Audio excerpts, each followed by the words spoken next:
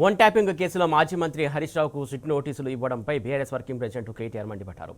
రాజకీయ వేధింపులై కాంగ్రెస్ పార్టీకి ఏకైక అజెండాగా మారిపోయిందని విమర్శించారు. ఫోన్ ట్యాపింగ్ కేసులో ఎలాంటి పసలేదని సుప్రీంకోర్టే చెప్పిందని తెలిపారు. సుప్రీంకోర్టు చెప్పడమే కాకుండా కేసును కూడా కొట్టేసిందని అన్నారు. సుప్రీంకోర్టు చెప్పినా రేవంత్ రెడ్డి సర్కారు నోటీసులు ఇవ్వడమేంటని మండిపడ్డారు.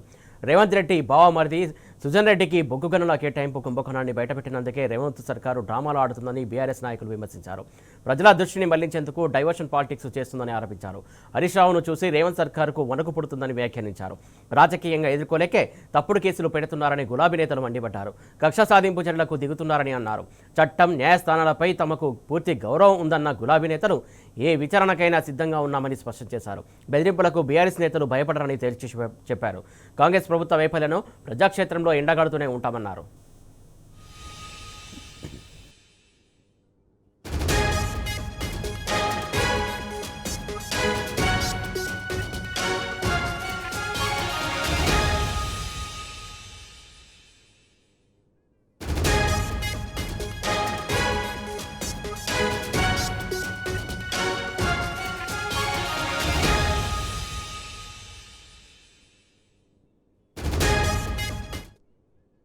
ఫోన్ ట్యాపింగ్ కేసులో మాజీ మంత్రి హరీష్ రావుకు సిట్టు నోటీసులు ఇవ్వడంపై బీఆర్ఎస్ వర్కింగ్ ప్రెసిడెంట్ కేటీఆర్ మండిపడ్డారు.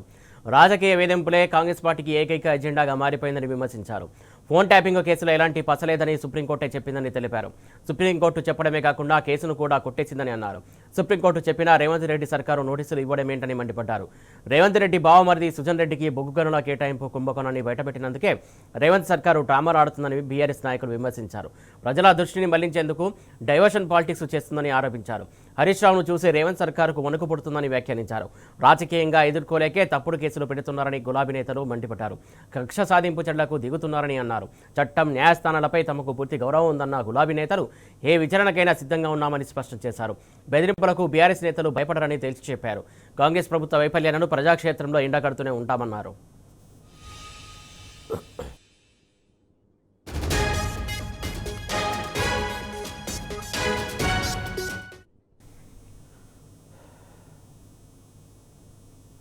మాజీ మంత్రి హరీష్ రావుకు సిట్ నోటీసులు ఇవ్వడంపై BRS working president KTR serious అయ్యారు. అసలు ఈ కేసు సంబంధించి పసలేదని సుప్రీంకోర్టు చెప్పినా కూడా ఇలా నోటీసులు ఇవ్వడమేంటని ఆయన తీవ్రస్థాయిలో ధ్వజమెత్తినటువంటి అంశం. దీనికి సంబంధించి పూర్తి అప్డేట్స్ మా కరెస్పాండెంట్ లివిల్ అందిస్తారు. లివిల్ చెప్పండి. వల్ల ఏదైతే సిట్ విచారణకు సంబంధించి గత 5.5 గంటలుగా కొనసాగుతుంది. కేవలం ఇవాళ బీఆర్ఎస్ పార్టీ నాయకులను బీఆర్ఎస్ పార్టీ నేతలను ఇబ్బంది పెట్టేందుకు ఇవాళ సిట్ విచారణ అంటూ కూడా బీఆర్ఎస్ పార్టీ నేతలంతా కూడా మండిపడుతున్నారు. నిన్న ప్రధానంగా కాంగ్రెస్ పార్టీ మంత్రుల వ్యవహారాలకు సంబంధించి కాంగ్రెస్ పార్టీ అంతర్గత కుమ్మలాటలకు సంబంధించి బీఆర్ఎస్ మాజీ మంత్రి ఎమ్మెల్యే హరీష్ రావు బయట పెట్టడంతో ఈ సిట్ విచారణ అంటూ అర్ధరాత్రి హంగామా చేశారు. ఉదయం 11 గంటలకే విచారణకు రావాలని చెప్పేసి నోటీసులు ఇచ్చారు. ఈ నోటీసులకు భయపడేది లేదు, అదిరేది లేదు, బెదిరేది లేదు, ఖచ్చితంగా మేము విచారణకు హాజరవుతామంటూ కూడా నిన్న హరీష్ రావు ఇవాళ విచారణకు హాజరయ్యారు. ఉదయం నుంచి కూడా జుబ్లీహిల్స్ పిఎస్ వద్ద పెద్ద ఎత్తున హైడ్రామా కొనసాగుతుంది. పూర్తిగా ఇవాళ అక్కడ అంటే ఒక ఉద్రిక్త వాతావరణం కొనసాగుతుంది.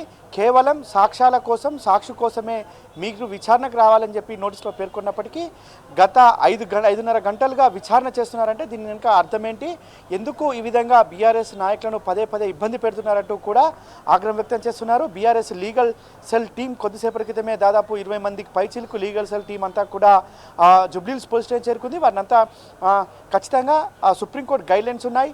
ఒక వ్యక్తి విచారణకు హాజరైతే వారి తరపున న్యాయవాదులు కూడా హాజరవ్వడానికి ఆస్కారం ఉంది. సుప్రీంకోర్టు గైడ్లైన్స్ ఏమున్నాయి, ఆ గైడ్లైన్స్కి ఆధారంగా విచారణకు మేము కూడా వెళ్తామని చెప్పేసి లీగల్ టీం అక్కడికి వెళ్తే లీగల్ టీంని ఎటువంటి మేము అనుమతించేది లేదని చెప్పేసి పోలీసులు తేల్చి చెప్తారు. దీంతో అక్కడ కొంత ఉద్రిక్తత వాతావరణం నెలకొంది. అయితే ఉదయం ఇక్కడ తెలంగాణ భవన్ నుంచి జుబ్లీహిల్స్ పిఎస్కి వెళ్ళిన తర్వాత గంటకు ఉత్కంఠ పెరుగుతుంది.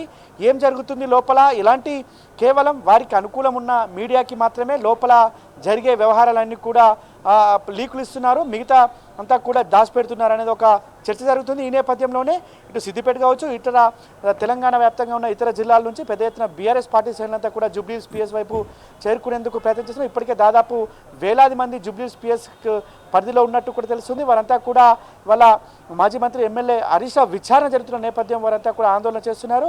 ఖచ్చితంగా ఇది ఒక రాజకీయ కుట్రపూరితంలో భాగమే అని చెప్పేసి కూడా చెప్తున్నారు. ఇవాళ రాజకీయ కక్షలో భాగమే అని చెప్పేసి కూడా ఇవాళ చెప్తున్న పరిస్థితి కనిపిస్తుంది. అయితే పూర్తిగా ఇవాళ నిన్న మొన్న జరిగిన ఆ ఉదంతాలు కావచ్చు, ఆ తర్వాత జరిగిన ఉదంతాలు కావచ్చు, అనేక విషయాల్లో కూడా బీఆర్ఎస్ పార్టీ ప్రతి విషయాన్ని కూడా వాళ్ళ ప్రజలకు పాలన కొనసాగించాల్సిన ప్రభుత్వం పూర్తిగా చేతులెత్తేయడంతో కావచ్చు, వాళ్ళ ప్రజలకు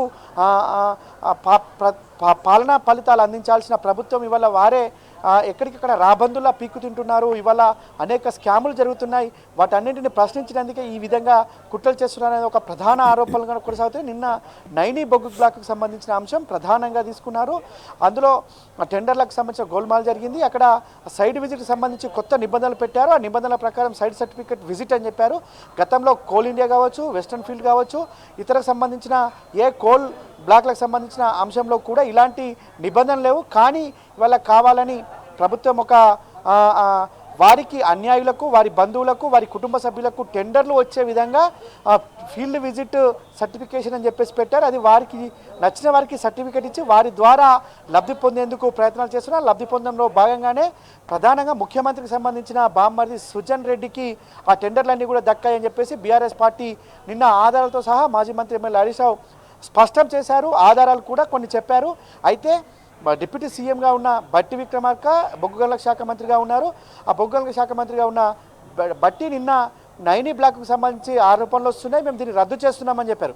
అయితే మిగతా సంబంధించిన బ్లాక్ల పరిస్థితి ఏంది, మిగతా బ్లాక్లకు సంబంధించిన అంశాలు కూడా అంటే 2024 ఫిబ్రవరి నుంచి దాదాపు 7 టెండర్లు ఖరారు చేశారు. 7 టెండర్లో కూడా అవకతవకలు జరిగినాయి. వారంతా కూడా వారి కుటుంబీకులకే టెండర్లు ఇచ్చారని చెప్పేసి ప్రధాన ఆరోపణలు.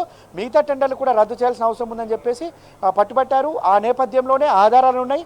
ఖచ్చితంగా నైని బొగ్గు బ్లాక్ విషయంలో ఇప్పటికే మా దగ్గర ఆధారాలు ఉన్నాయి. కేంద్ర మంత్రి కిషన్ రెడ్డి బొగ్గు గనుల వ్యవహారాల మంత్రిగా ఉన్నారు. కిషన్ రెడ్డి సైతం దీన్ని సిబిఐ ఎంక్వైరీకి ఆదేశించాలి, దీన్ని తక్షణమే సింగిల్ జడ్జితో విచారణ జరిపించాలని చెప్పేసి కూడా బీఆర్ఎస్ పార్టీ ఆరోపించిన నేపథ్యంలో ఇవన్నిటిని పక్కదారి పట్టించేందుకు మరోపక్క మున్సిపల్ ఎన్నికలు వస్తున్న నేపథ్యంలోనే ఇవాళ బీఆర్ఎస్ పార్టీ పైన ఒక కుట్రలు పన్నుతుంది ఈ ప్రభుత్వం.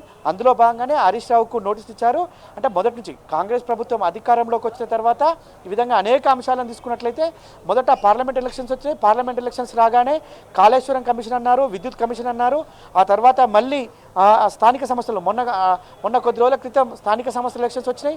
ఆ స్థానిక సంస్థల ఎలక్షన్ల ముందు మళ్ళీ ఫార్ములా రేసు సంబంధించిన నోటీసులు అని చెప్పేసి అడావిట్ చేశారు, లీకులు ఇచ్చారు.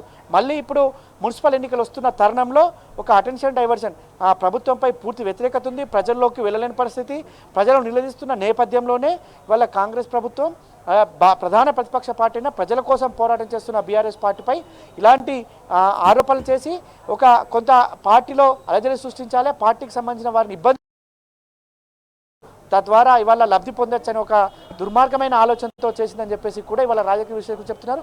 పూర్తిగా ఎన్నికలప్పుడు మాత్రమే ఇవాళ పథకాలు గుర్తుకొచ్చినట్లే ఎన్నికలప్పుడు మాత్రమే ఇవాళ ఇట్లాంటి సిట్ విచారణలు కావచ్చు, ఇట్లాంటి ఎంక్వైరీలన్నీ కూడా గుర్తుకొస్తున్నాయని చెప్పేసి కూడా ఆరోపణలు చేస్తున్నారు. పూర్తిగా ఇవాళ నిరాధారమైన ఆరోపణలతోటి ఎన్ని రోజుల్లో పాలన కొనసాగించలేరని చెప్పేసి కూడా BRS party working president KTR మండిపడ్డారు. ఇదే ఫోన్ ట్యాపింగ్ సంబంధించిన వ్యవహారాన్ని ఇప్పటికే సుప్రీంకోర్టు ఒక కేసులో క్లీన్ చిట్ ఇచ్చింది. ఇప్పటికే ప్రభాకర్ రావు విచారణకు సంబంధించి కూడా అనేక సందర్భాల్లో ప్రభుత్వాన్ని ఇబ్బంది పెట్టి ప్రభుత్వాన్ని ప్రశ్నించింది, ప్రభుత్వంపై ఆగ్రహం వ్యక్తం చేసింది. అయినప్పటికీ కూడా సిట్టు విచారణ పేరు మీద మళ్ళీ కొత్త నాటకం తీశారంటూ కూడా కేటీఆర్ ఆగ్రహం వ్యక్తం చేశారు. ఓవరాల్గా చూసుకున్నట్లయితే దాదాపు 6 గంటలుగా హరీష్ రావు విచారణ కొనసాగింది. 6 గంటల విచారణకు సంబంధించి కూడా పెద్ద ఎత్తున ఉత్కంఠ నేగుతున్న నేపథ్యంలో పెద్ద ఎత్తున బీఆర్ఎస్ పార్టీ శ్రేణులంతా కూడా జూబ్లీ. Right, thank you.